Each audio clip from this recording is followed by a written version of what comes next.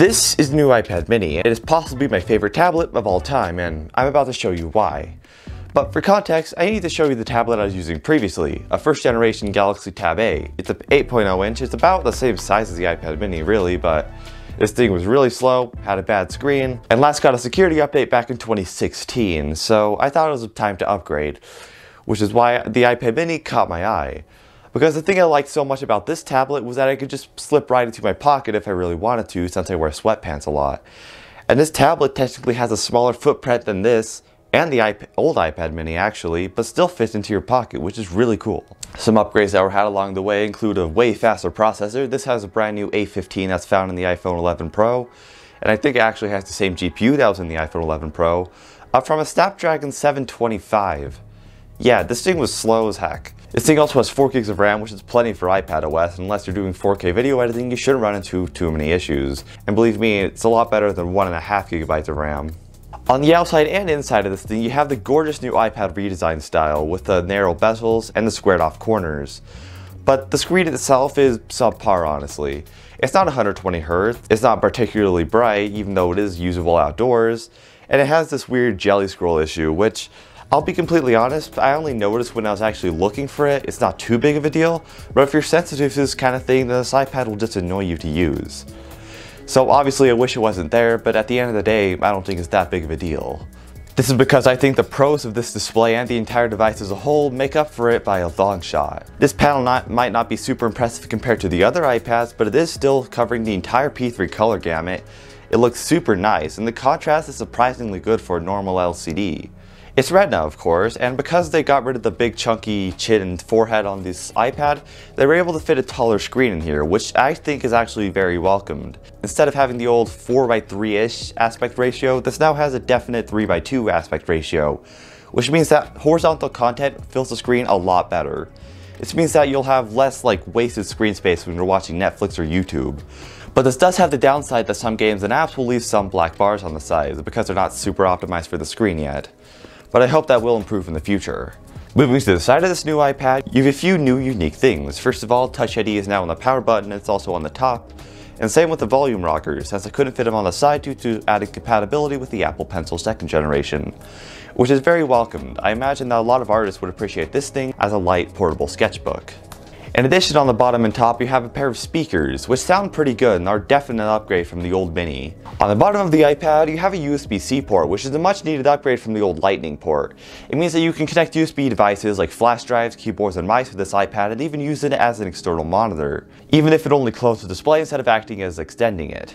However, it is worth noting that certain applications like LumaFusion can take advantage of a second display better than the actual OS can, which is a bit disappointing. I feel like they only do this to make people buy their Macs instead. Lastly though, we have the back of the iPad. Stamped in the center is the Apple logo, and you also have a 12 megapixel camera and a flash. I believe this is the same sensor they use in the iPhone XS, so it's not lacking at all. And the flash is definitely welcomed if you're someone who's scanning documents or, I guess, doing photography with your iPad for whatever reason. It's nothing really that special, doesn't have any LiDAR capabilities like the Pro has. And so I'd like to think of this iPad mini as a shrunken down version of the iPad Air rather than the iPad Pro, because it really shares more features with the Air than the Pro. However, I think that begs an important question. Can you get away with this instead of an Air? And is it worth saving $100? Well, to me, it depends on who you are and what you're really going to use this for. I mean, as I'm recording this video, there's one important thing to consider, the fact that the iPad Air released in 2020 and it's now 2022, which means that we might be due for an Air refresh any time now. The A14 chip is still plenty capable, but this has a new A15, which means it'll probably get even more software updates. However, the other important question to ask is, where are you going to be storing this? Because, for context, you can fit this into a really big pocket or even just slip it into a sweater pocket if you really need to. But on the other hand, an iPad Air, you always need some kind of other bag to carry it in unless you just want to be carrying it around with your hand all the time. And that's the important difference between these two, is that this thing can act kind of like a gigantic phone if you really wanted to, while the iPad is more like an actual computer if you want it to be. And so it also brings up another question, are you looking for a bigger phone or a smaller laptop?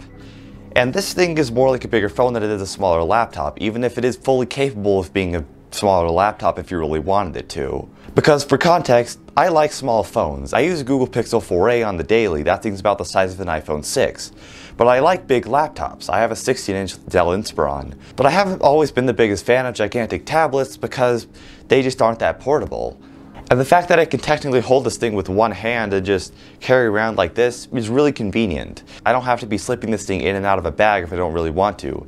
If I want a fairly big screen really quickly, I can just open this thing up and be showing someone something. However, the size difference between this and the iPad Air leaves it with some important distinctions in functionality.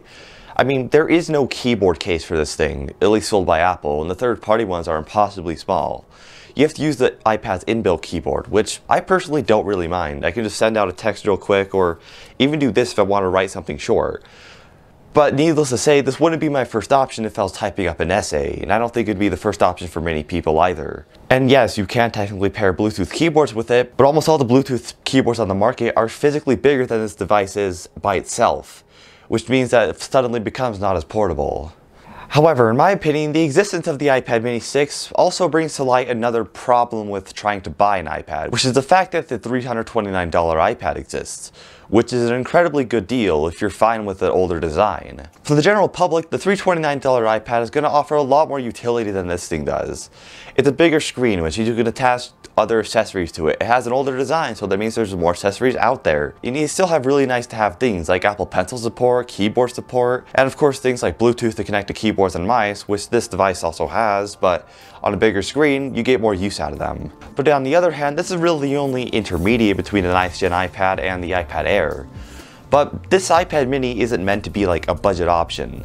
The iPad mini was never thought up as a budget option. It's only cheaper because it's physically smaller, which means it needs less parts. And the configuration options for the thing just confuse me, because the second you want anything actually good for this iPad, like 256 gigs of storage or cellular, you're paying an extra like $150 on top of the $499 price tag, which puts it up against the iPad Air directly. And something tells me that this configuration I have, the 64 gig Wi-Fi only option, is going to be the most common option sold, because the 64 gig Wi-Fi only option that I have here is the only one that's really worth it.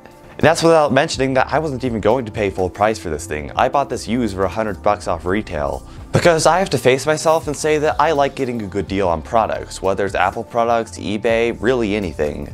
And I was not about to shell out full price for this thing. And the same thing goes for the case. I was not paying $60 for the purple case. I found one on Amazon for like $12. It's basically the same thing, and I bought this deep brand skin to go with it.